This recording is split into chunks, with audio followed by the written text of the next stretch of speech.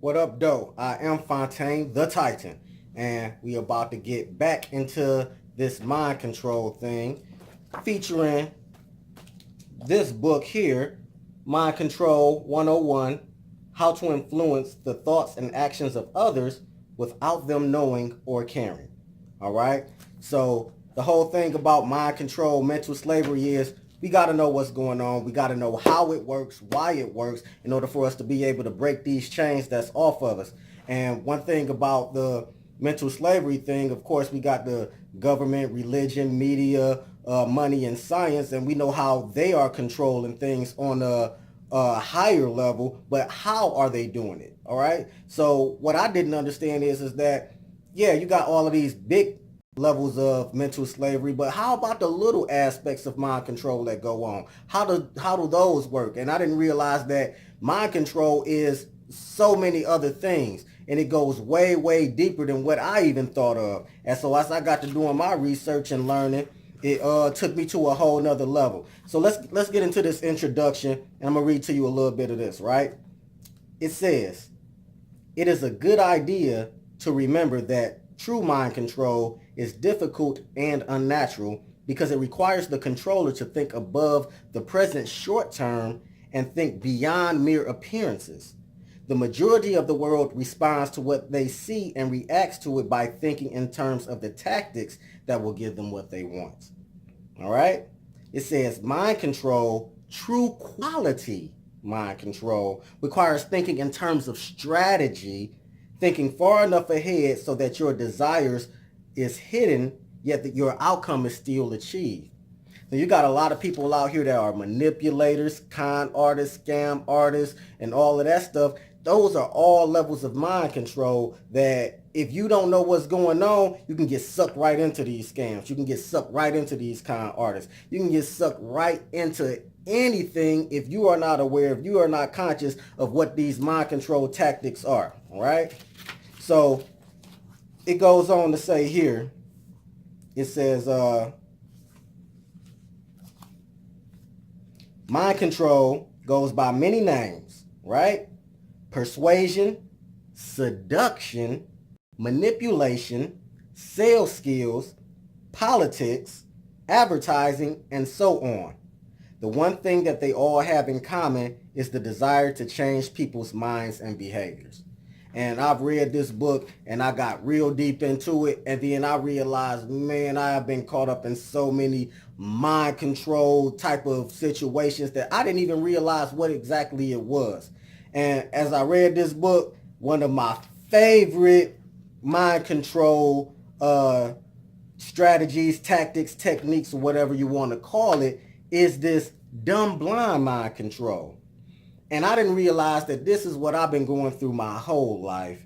My whole life has been filled with just this dumb blind mind control, and I didn't even realize what was going on. Most of you women out here are doing this tactic, and you have no idea that you even doing it. It's just coming natural to you that you're doing this because you figured out that it works, and you have no idea that you're actually doing mind control tactic that's documented called the dumb blind mind control, and us men are falling right into it because we have no idea what dumb blind mind control is.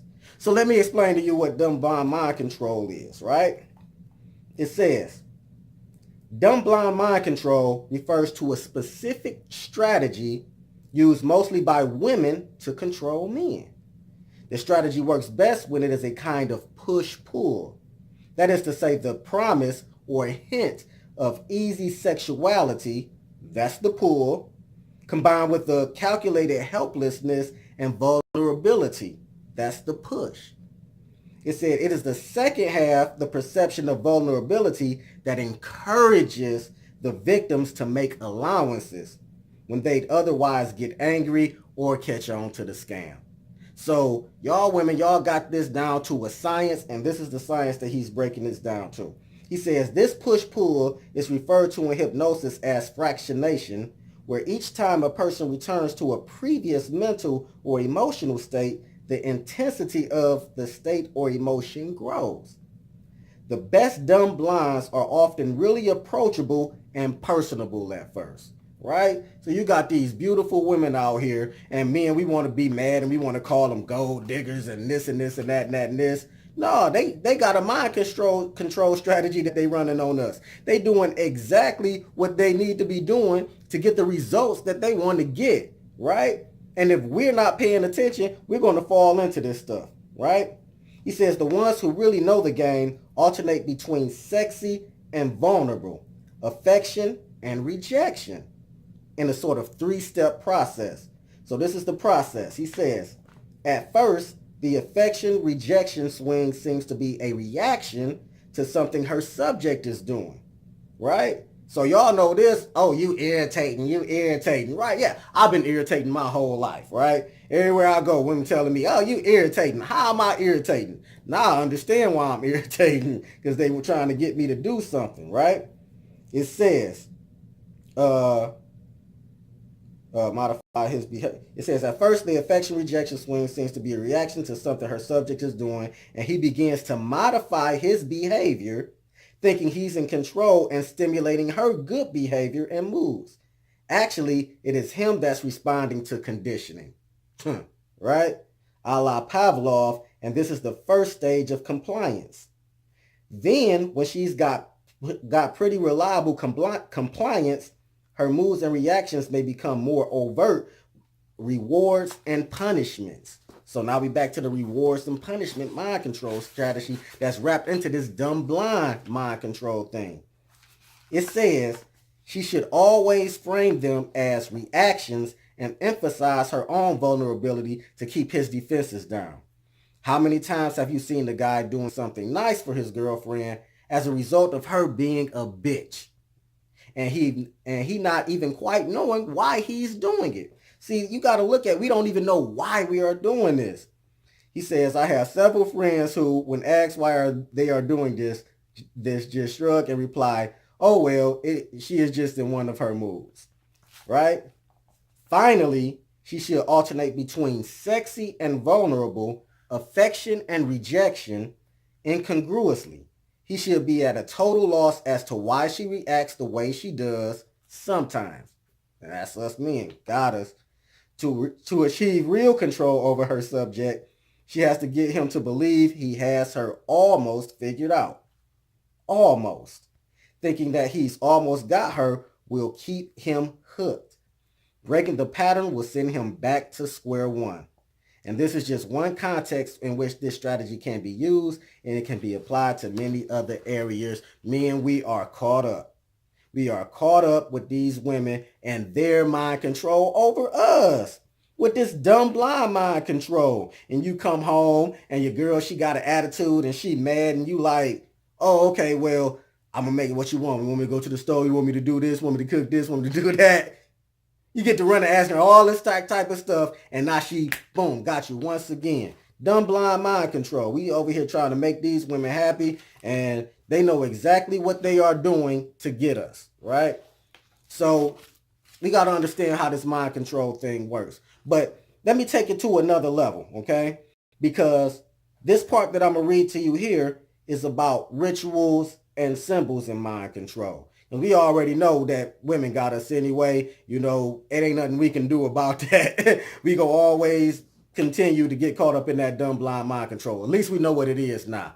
But this right here, this power and use of symbols and rituals for mind control.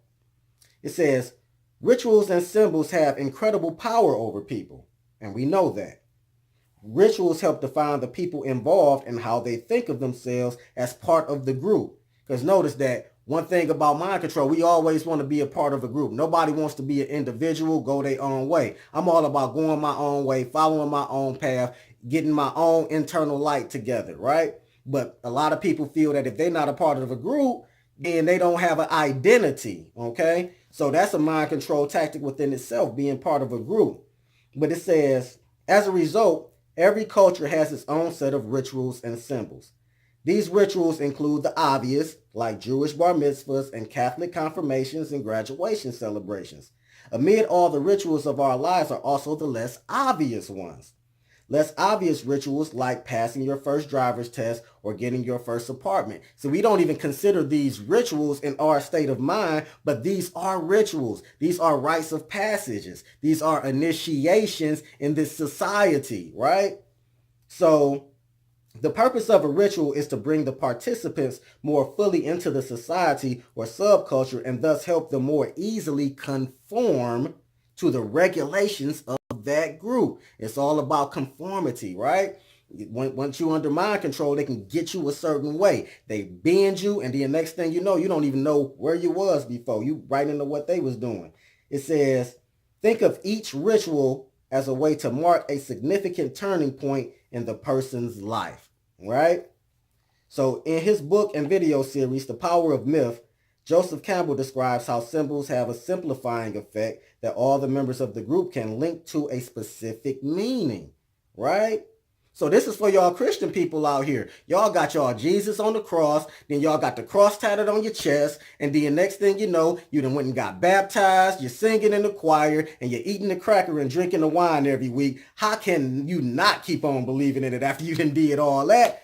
It's those rituals that connect everything together. You know, if somebody would just tell you about Jesus, all right, that's cool. But now that you done did all of this stuff, it's got to be true, right? Now that you done did all of this, make it make sense to yourself, right? It says, the rituals that are created around these symbols give each participant a personal experience, right? Something visceral, an NLP anchor to the symbol and its meaning. So everything get tied in together through these symbols, all right? It says, rituals and their related symbols help define the reality of the group. As it relates to mind control, the more a controller can incorporate rituals into the experience of his or her subjects, the more deeply the prescribed reality is accepted. So you end up accepting all of this stuff because you're like, man, I done did this ritual, I done did that. You're not even thinking of them as rituals, but you're like, I done did this, I done did that, I done did this, I did that. And now you deep into it because your actions just solidified it together. These rituals have now got you, boom, mind control. Example of rituals and mind control. And I'm going to continue reading this because I thought this was really interesting. It says, in the early days of America, many social organizations were established. Many of them had very little more than men's groups with no real social or political agenda. One of those organizations which took root in the southern United States was the Ku Klux Klan, also known as the KKK. All right? It says the KKK had its fair share of rituals from the beginning. When racial tensions began to grow in the American South, the KK took it up as a personal cause. They combined their rituals, complete with colorful wardrobe, burning crosses, and vows of secrecy to put emphasis on the superiority of whites over blacks and immigrants. So you're wondering why all these people ended up into the KKK. They got them doing rituals in the KKK, so now they feel like they gotta be superior over these blacks and immigrants and all of that stuff because I'm involved in this organization that says so, and I done did all of this. This is dope, right? It's anything can be used to implement rituals and symbols for mind control. To do it, consider what the message is you want the subject to receive and the reality you want them to value. So you have all of this pre-plotted, and then next thing you know, your message may also include the beliefs you wish to instill. And you get them doing all of these rituals, and next thing you know, suck right on in. It said, let's start with the symbols. It says, take a look at all the symbols in your life. They are everywhere, which they are. The crosses, pentagrams, stars, company logos, team uniforms, fraternity paddles, corporate t-shirts and caps, hairstyles, tennis shoes, images of heroes and deities, right? TV stars, gurus, and prophets. Symbols are everywhere. It is the rituals that give those symbols meaning. This book is super, super dope. Go ahead and get it because I'm all about reprogramming the subconscious mind. Subconscious mind is programmed in 3 ways: repetition, symbols, and trauma.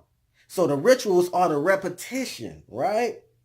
And you have some trauma, and you got these symbols, you can get sucked into any type of mind control. And in this book, he go into how they make the cults. He go into the Scientology stuff, and he go into so much stuff that you have no idea about how this mind control really works, because you got to understand how your own mind works in order to be able to understand how these other people are trying to control your mind. And this is what I'm into, elevating myself spiritually, mentally, to a higher level. I'm trying to get on high levels of this, you know? And this is my step, one journey at a time, one book at a time. Mind Control 101, how to influence the thoughts and actions of others without them knowing or caring. Get into this stuff, because if you're really trying to see how the world works, how other people think, how you're getting trapped into all of these little scenarios, how you end up doing something you didn't think you wanted to do, or you even just want to try to master this stuff yourself, you know? This is what it's all about. Elevating to higher levels. Getting that knowledge to feed your light, your own personal light, to be able to take you to a higher level. Reprogram your subconscious mind. Because like I say, the whole ritual thing, that's all about the principle of rhythm right there. You get you into doing these rituals, that's a rhythm. Are you going to break your own, these rhythms, get out of these old rituals and get you into some new ones for yourself, to be able to empower yourself? What are you going to do with this information? So with that being said, let's take it to the next level. Stay successful, peaceful, prosperous, and healthy out here, and keep up raising those vibrations up. Positive vibes. Like, subscribe, share, and peace.